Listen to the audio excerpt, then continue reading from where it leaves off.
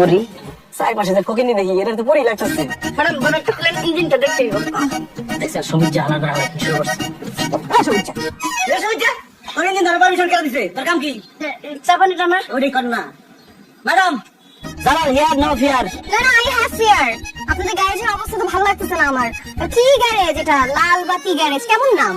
লালবাতি garage না তো Jalal garage কাল বরকার দেবে চাই গেছে আচ্ছা তুমি আমাকে কোথায় নিয়ে আসছো আমি তো বুঝলাম না এটা গাড়ি ঠিক হবে ম্যাডাম এই গাড়িতে যে গাড়ি নিয়ে আসছে ওই গাড়ির লাল বাতি ওরা কেন ম্যাডাম ওর কথা বাদ দেন কথাই আছে না যা হয় ভালোর জন্যই হয় আপনি একদম ঠিক জায়গায় আসছেন এই জালাল মিস্ত্রির কাছে যদি মনে হয়ে আসে মনে হয়ে তখন বলে ওরে বাবা রে বাবা এদিকে জালাল মিস্ত্রি ঠিক না হয়ে উপায় নাই স্টার্ট আমাকে হতেই হবে কারণ ইঞ্জিনটা দেখতে দেন দেখি ওর জ্বর হয়েছে না ডায়রিয়া হয়েছে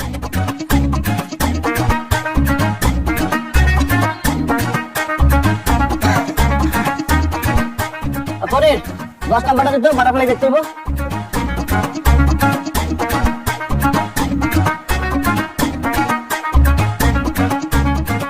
আপনি বাচ্চা করতে ভালো মনে করছেন না মনে হচ্ছে আমার কলেজ যাবার জন্য এই ছেলে তো বেশি কথা বলো কেন তুমি কলবো কেন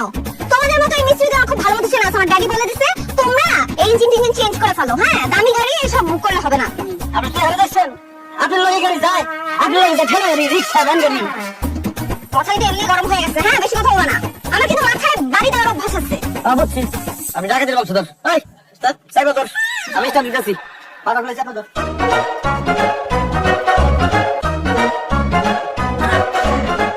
বলেন দশস